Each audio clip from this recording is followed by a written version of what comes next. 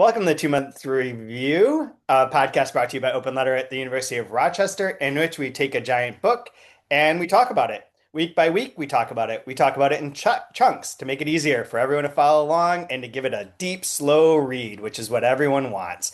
I am Chad Post from Open Letter Books. This season, we are doing Tomb of Sand by Gitanjali Shree, translated from the Hindi by Daisy Rockwell. And I'm joined as always by Brian Wood, author of Joytime Killbox. How you doing, Brian? Oh man, illegal if I was any better. So yeah, great. Hey, you've confirmed that you are not on the Epstein list.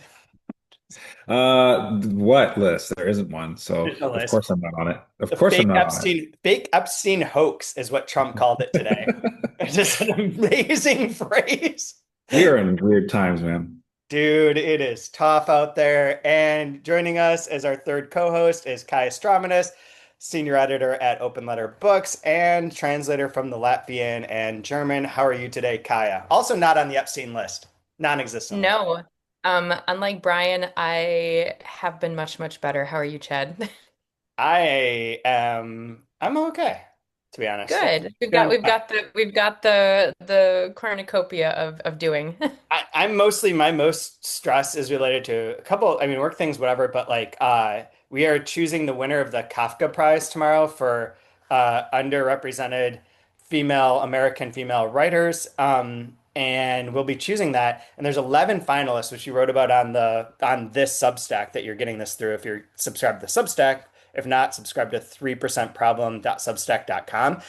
But I listed all 11 there, and I've finished all 11 now as of this week, as of today, and I have no idea who's going to win. I don't even know who I want to push. So I'm in a weird space with that. That's my main stress. I'm good. That's exciting. I'm dying for this meeting to happen so I can see how it all plays out. When is So the to take this out of context, there's so many women you want to push, you don't even know who to push. I don't know who to push.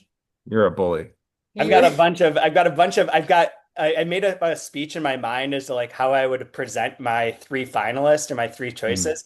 And I had this whole thing planned out, and I was like, and then everything that I suggest is violates or contradicts what I just wanted to say. So I'm in a weird place. I don't know. I have like five, six books that I'd be cool with winning, a couple that I'd rather not, and a couple I don't care. Like you go either way. So we'll when see. does Like the this when is. does the public find out? When does the finalists get announced? It will be announced once the authors confirm that they can do the event in the fall, and it will be tied into what the name of the event is. So most likely it'll be a couple weeks, but early Yeah. August, the latest, people will know. They'll be Bated breath, anyone man. in. You can watch the event live in person in Rochester, but also online. It'll all be good, so it'll be interesting. There's Astor House has been promoting their book as like one of the finalists, so awesome. But everyone else should be getting on that. I don't know who you are because I don't remember any of the names of the books or the publishers, but do it, all of you. I'm sure Catapult's in there. I know Tin House is. Get off your shit and like promote our prize. So we got a section to talk about, I guess, that goes up to chapter 20 of part two and ends chapter part one. I'm going to try a little recap here, and if I'm missing anything or I'm wrong, just let me know because I read this in two big chunks. We left off with Ma disappearing. Ma goes away. She walks around for 3 days, shows up at her daughter's house. And then part two begins with her in her daughter's house, basically like recovering. Yep. Did I miss anything? I'm pretty sure that's it. She just was lacking some vitamin D. She has missed some of that D. Speaking of D, I forgot to say our sponsor in this week's sobriety journey is Hoplark 0.0, a really, really hoppy, gluten-free IPA. So shouts to them. Sponsor us, please. But that's it, right? There's nothing else that happens in this section, is there? I mean, I didn't get past chapter 6 of part 2 yet, so your guess is as good as mine. But you, Brian? I'm sorry, my daughter put on some headphones that just overtook my laptop, so I lost sound for about 15 seconds there. Was there anything It that was I probably missed? Demon Hunters movie songs, right? Yeah. No, that sounds about it. So big picture before I get this one aid that I wanted to have ready for you guys, but I'm late to the podcast. What's your big picture takeaway from this section, Brian? I know you have thoughts. Give them. I found this section for me just tedious. Like I had to reread things like five, six times because my mind was wandering. I wasn't a very good attentive reader for this section. I don't know if it was the part of the book or if it's just me as a person, but this part lost me a little bit. Kaya? Interesting. Again, not having caught up to where we're supposed to be for this week.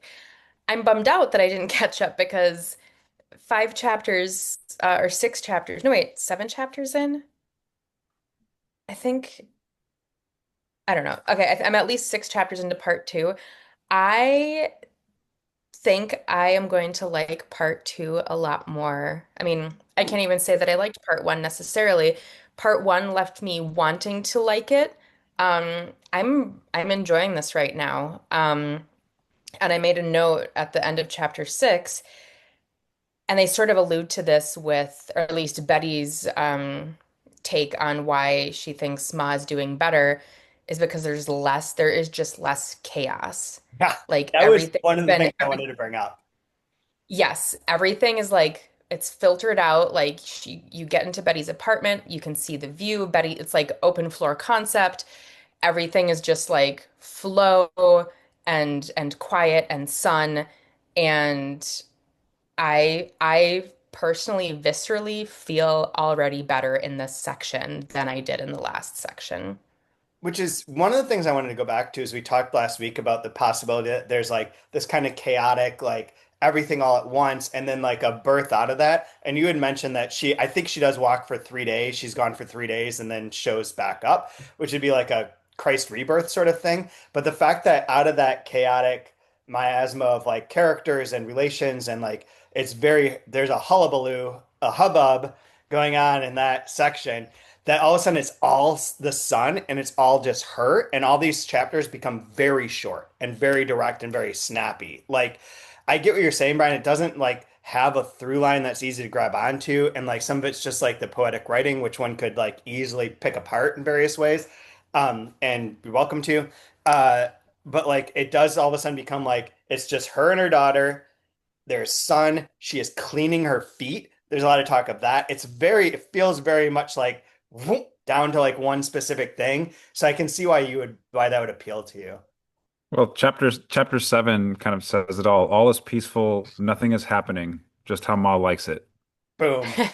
And that might be indicative of where I am as a human being right now because I am feeling anxious as fuck these days. And so this is like really like these last few weeks, like this is really, really calming. This section is super calming to me. And it's just to say it's not because they're short. I mean, the first few chapters of part two are kind of the same as the first part of the book, but I mean, part one is like 185 pages, and it's just a constant barrage of everything. And so to have this like an inhalation and an exhalation, I really needed it as a reader and probably as a person. And this is where for me the book is now interesting. Like just because such a big difference between the two parts so far. So like now I am paying attention. The like I'm gonna seed something that I want to say later, but this is not exactly equivalent, but it feels a little bit like the old X-Men baseball issues. So for anyone who didn't know, like the X-Men comics when Chris Claremont's writing them for decades, have like this huge drama, like soap opera drama, big fights, big, whatever. And then there'd be an issue where they're just playing baseball and people just like kind of talk about shit and everything's like calm and like resetting the board and like there's no big it felt a little bit like that, like the piece after the chaos of like Juggernaut. You get to have Colossus hitting dongers, right? Like, and everyone chilling. Is that the way you say that? So would Kyle Schwarber be Colossus in this Kyle Schwarber's Colossus. Shouts to You the guys, All-Star game having a home run derby added onto it. Amazing. so you guys so far, you guys both liked the chaos, the hullabaloo of part one better? I don't know. Is I'm just letting this book go through. I'm like making as few value judgments as possible and just trying to understand like what. kind of like the underlying ideas are, which I do want to come back to. But before I do that, since you haven't read chapter 8, Kaya, I'm going to give you a preview that I think will be important. So I'm going to play it. Oh no. And she begins to make music. That is, Ma begins to, with her breathing. Long, long inhale, exhale, deepening. And other vibrations join in. Ah, ah, ah, ah, ah, ah, ah. Mouth stretching wide with yawning. Ooh, ooh, yama, yo. Swaying side to side. His song.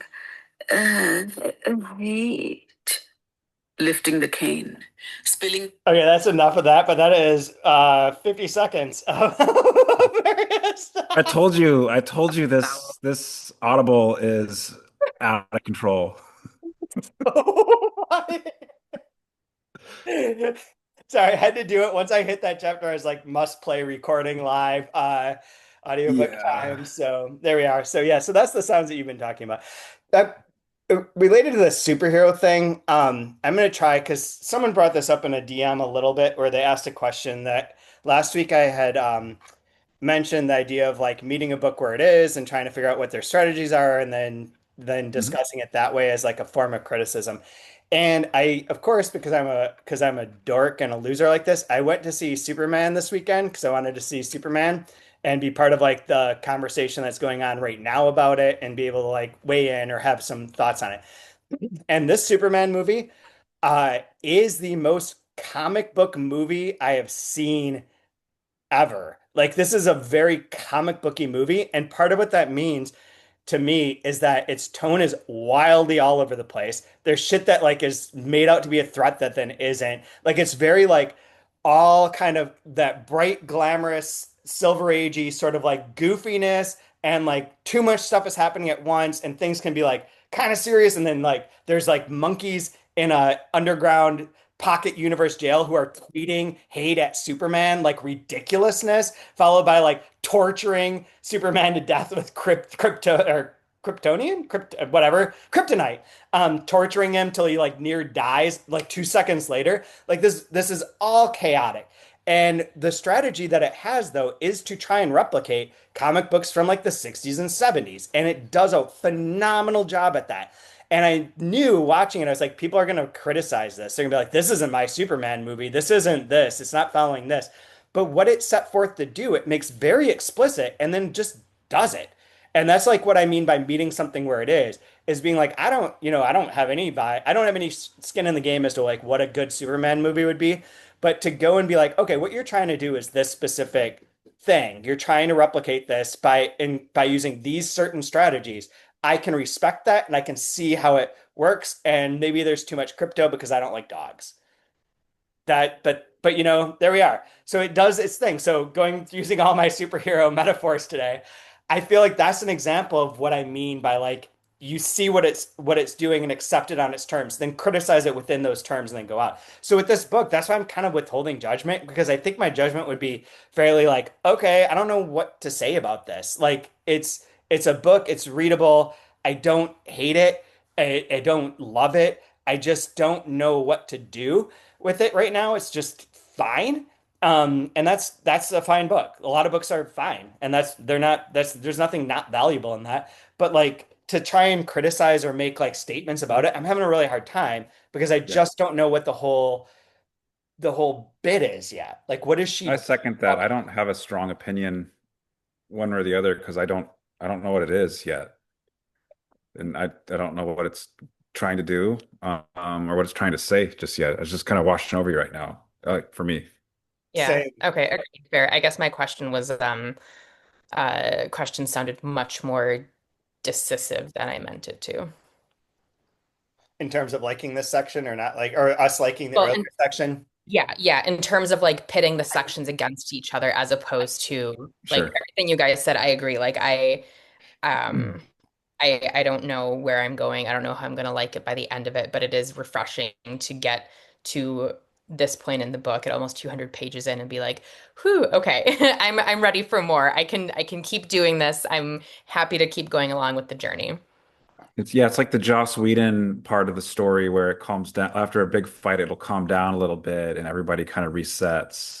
Yeah, I see that. I could see that. They sit around a table. There's nothing better than a Marvel like corporate meeting. Like truly like Marvel boardroom action is like where it's really at. That's the best moments in these movies and comics and everything is like when everything's just like, hey, I'd like to take over the world in this way. Nah, you know, Family, like a at the family Sephora. dinner at somebody's cabin all of a sudden because Yeah, I was gonna they have say to go dark. boredom is a little much. It's more like playing cribbage on your downtime. Oh, This was the off the grid section.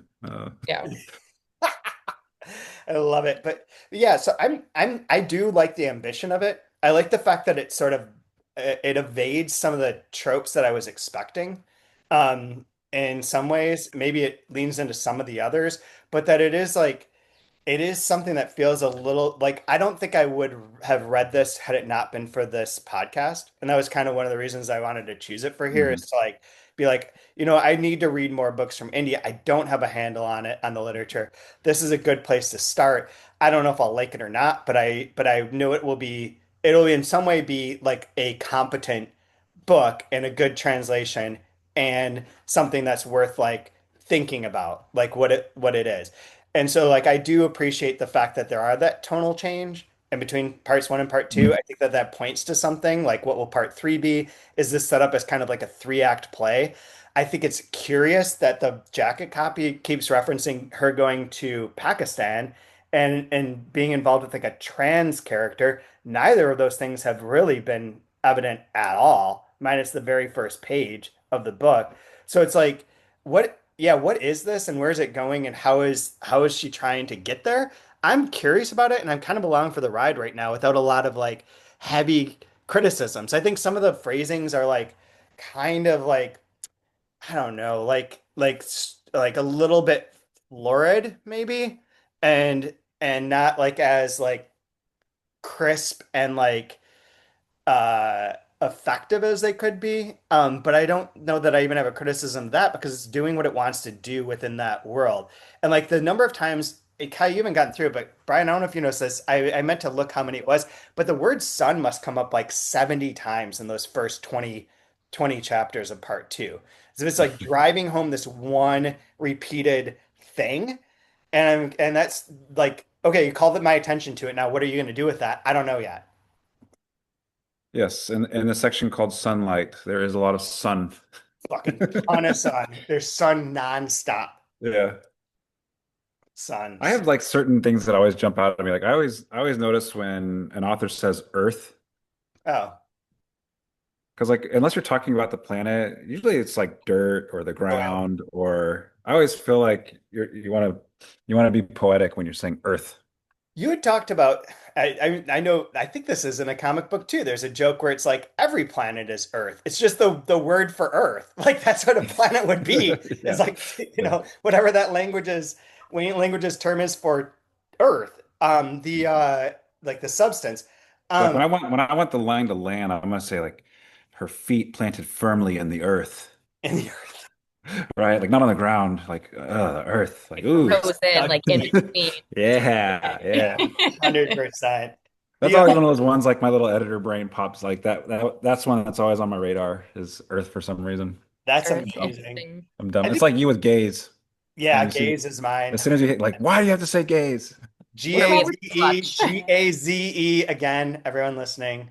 Chad wants to push women and hates gays. Um, That's what we know for sure. Specifically the male gaze of people who would actually, yeah. In particular. And it's funny G because I noticed like when you had read some of my drafts and like yeah like gaze GAZE like yeah somehow that pops up for some reason you know it's like tears streaming like there's just no other way to say it apparently I don't know It's like the Mulligan stew. Like blue all those things blue puzzle pieces. Chesterfield's curling blue smoke wisping through the air as his How can gaze smoke not penetrated the whisper? curls of blue smoke Yep. Yeah. watching her fingers trace the earth yeah No, I Gazing like at her fingers trace the earth. yeah, exactly, exactly. For me, it's the word clutch, like to clutch something. So put those together. Oh, Fingers tracing, gazing, clutching the earth. Get the fuck out. A clutch of eggs, A clutch that of would eggs. be clutching a clutch. Yeah. that would I mean, that's maybe what it's called, right? That's fine. Yeah. that would maybe be the But if thing I said I would hate be clutch, like like the tiny handbag, those have So no business. I am curious though, what were the tropes that you were looking out for that would have I concerned sus you? I suspected there would be more magical realism than there has been. Like just generally speaking.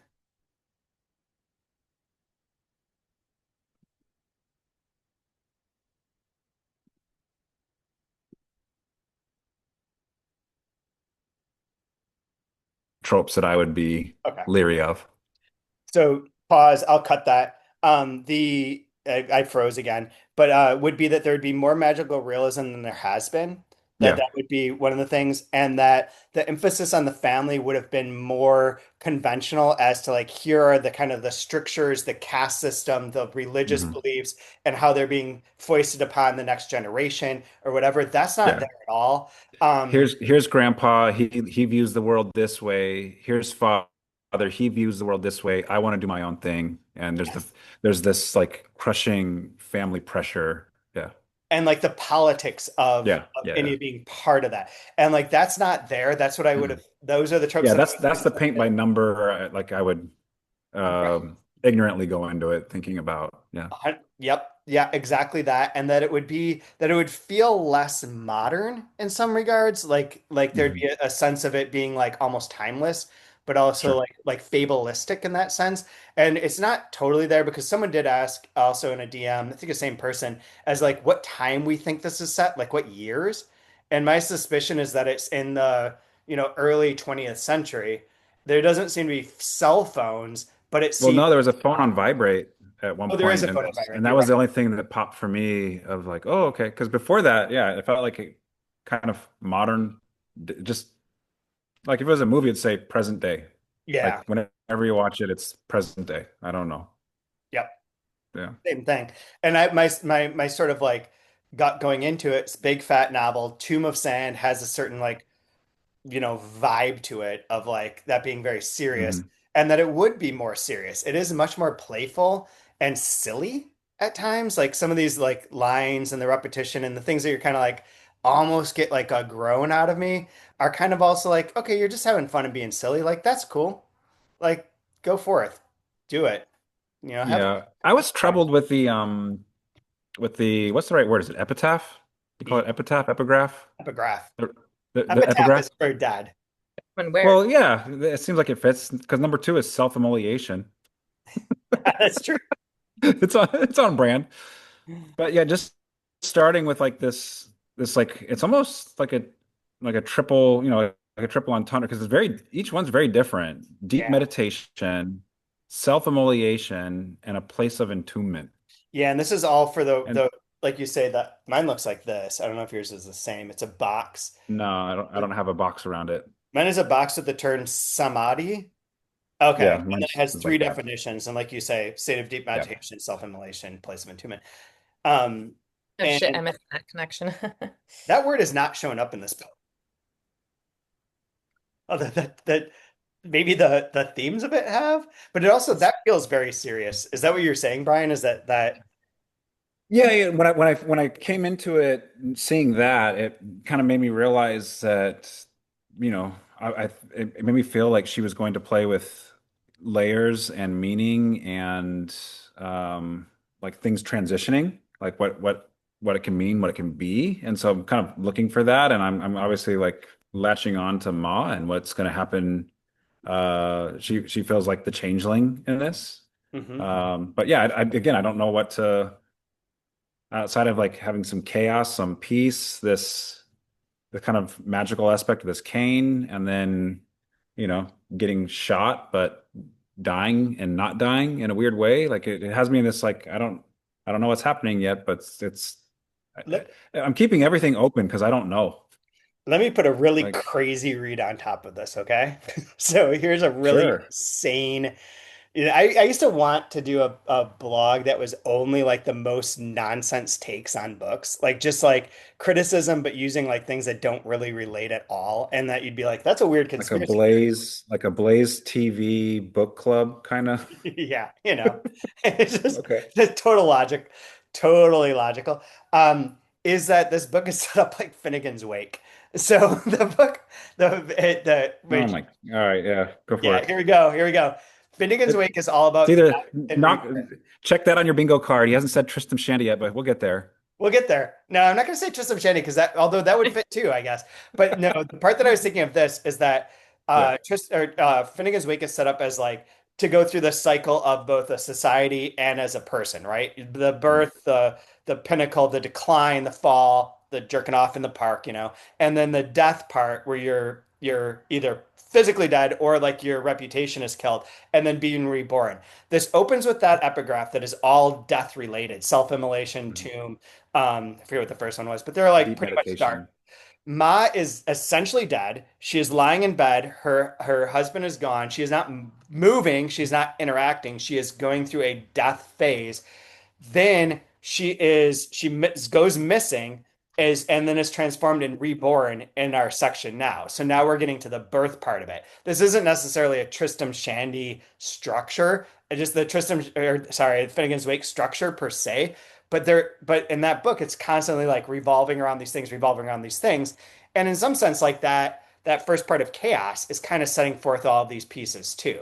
Like you get the stories of the people's like advancement, like the kid that goes to live overseas. You get all this, and then it's like, and now they're moving, and things are like disruptive, and people aren't really getting along, and then they're like kind of like it is going through that cycle. And if this book is a book based on like those kind of cycles, I could do something with that. I don't know that it is because we're not far enough. But when you read that epigraph, it just reminded me of that idea of like you start at the death, and the first page is her dying, supposedly. Mhm. You start at the death, and then you have the birth, and you get to see like what that cycle is like from kind of an inverted way, rather than the traditional standard Tristram Shandy version of like it's all about the moment of birth. Tristram Shandy, of course, the birth not taking place until 250 pages into a book, in which it talks all about the impending birth of the narrator.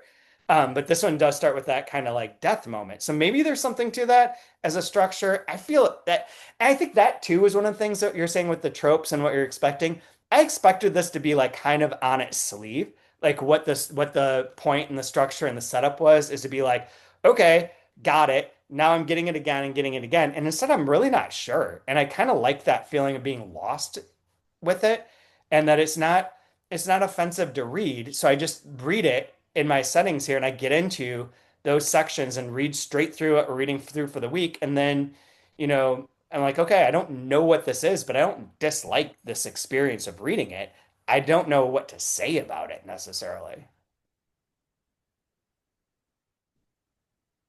Yeah, it makes me think too that maybe I missed something with part one, Ma's back. Because again, you can play with it. Is it like a possessive, Right. or is it like a return? Ma is back. Yeah, That is interesting. because because then you get to play on the part three when we finally get there, right? Back to the front. Oh, that's what it is. Mine doesn't have a table of It contents. just says it says at the beginning there's contents Mine doesn't have that. and oh, okay. So part one, Ma's back. Part two, sunlight. Part three, back to the front. And so like you can play with it with the physical body, right? Back to front, front to back, or is it back to the front? Like, yeah, it's she's obviously having some fun. There's wordplay. But at least sunlight has been very just straight up sunlight so far. So we got Being nothing to question there. But yeah, I'd Um, be curious to kind of well, we could return to that when we finish and see, structurally, that might be interesting to return to that and see what she's playing with there. it's I wanted to say really quickly, just because Brian pointed out or reminded that part three is called Back to the Front, that there are all those duality things like the cover where you have like a split and dual Hmm. image. And even at one point, toward the end of section one, when they're bringing Mob back, they're like, okay, it's time to go back. But they're talking about the crack in the wall, and they're like, it's the same crack, but it has two, like it's the same crack, but it has two sides, but the way it was written was like two, like it's the same but not the same, right? Like everything has, am I making sense? Or are you I think so. guys, Yeah, yeah, yeah. knows what And I'm I, talking I about? assume that a lot of Hmm. that division stuff is both a nod to Superman's post-credit sequence in which they look at a building with a big crack in it and discuss it, Mm-hmm. or probably 100%. not possibly, this is squinting to see it, would be related to the partition and that will be a part of this at some point. Um, it is, I mean, I know that from the jacket copy, it has to come up, but also like that is like a big theme in Northern Indian writing is like what happens to the partition.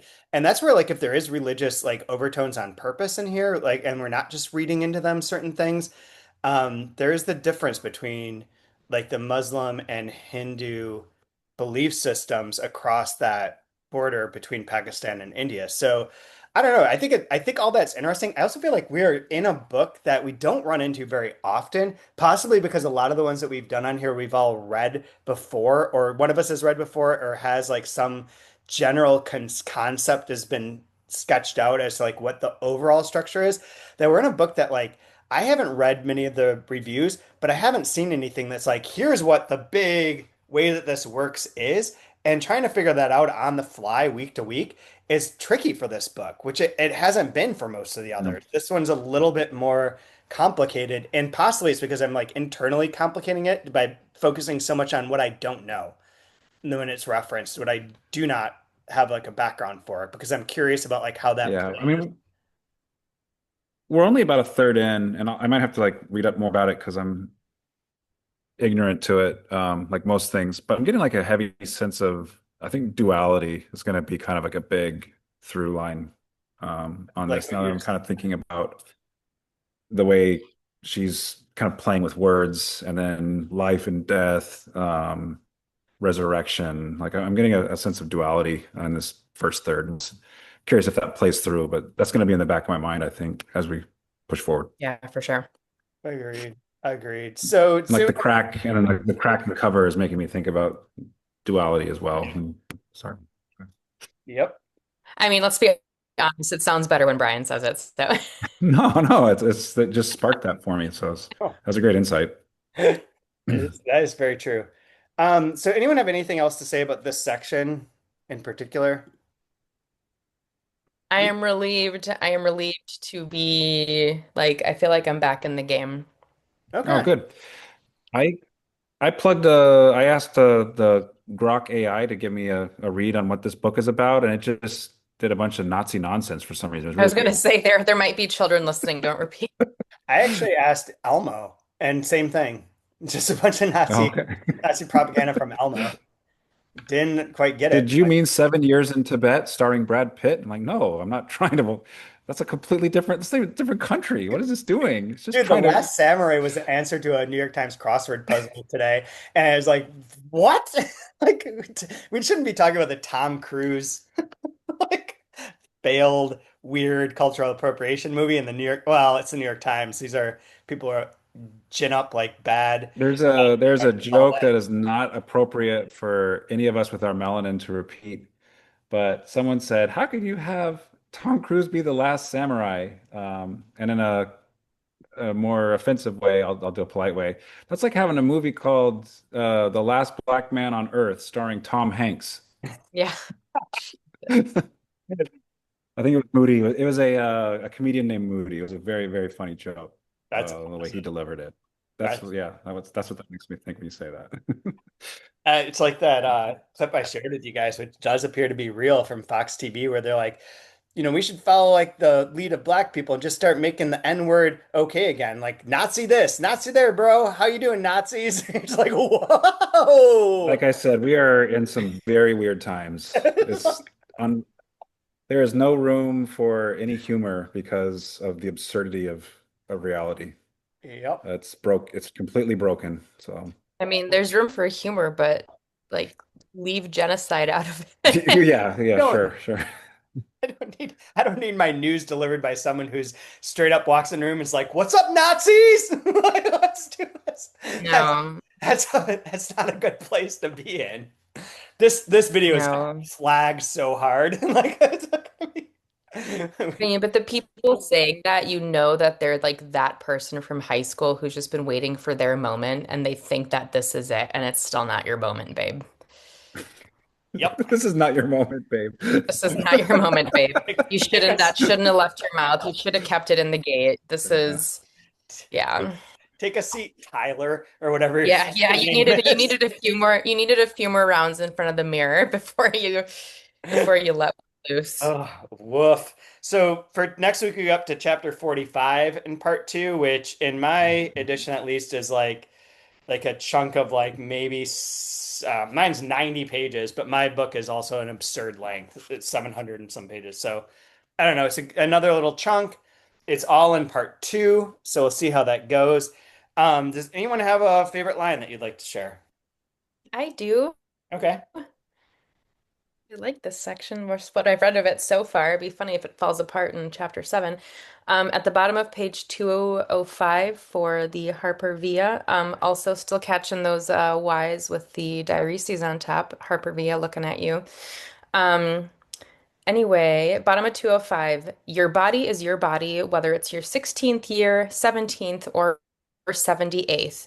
You prance about, strutting your burgeoning, blossoming shape. I like that. Brian, you got one?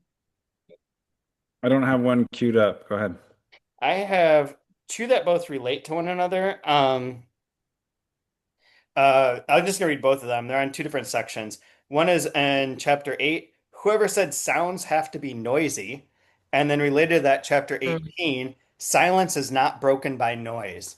So silence and noise is part of your duality and keeps popping up here too. Mhm. And as a quiet section Hmm. versus that noise, I think that those two are ones that jumped out at me as like little taps of the finger. Pay attention. Look at me. Mhm.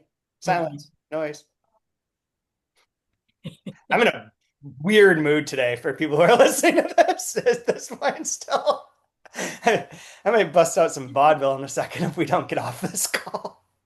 Vaudeville. God, All right. if you I have can a get it. I can get bit, us out of here with page it's the chapter 3, page 198 if you have the newer version of this book. Um, which arrived each morning, kissing Ma's face, and then she would rise, and the two of them would sit and gaze affectionately at each other. Ma and the sun. And it's S-U-N, not S-O-N. You win. You Oh, win. You, you why win does that quote of the sound like week. Why does it sound like what? it sounds like Steinbeck? Oh, okay, got it. So, anyways, that's all for this week. We'll be back next week with that next section. You can follow us on YouTube, on Spotify, on Apple Podcasts, or wherever you get your podcasts. Also, subscribe to the Substack, 3%problem.substack.com, and Mining the Delkey Archive, which is, I believe, just delkeyarchive.substack.com. I should know this, I don't. Both of those have lots of information about books, about events, about things that we want to talk about, interviews, podcasts, all sorts of fun stuff. Anyone got anything they want to plug? no, was I the only one that was like just kind of slightly aroused by the audiobook portion that you played today? Am I alone in that?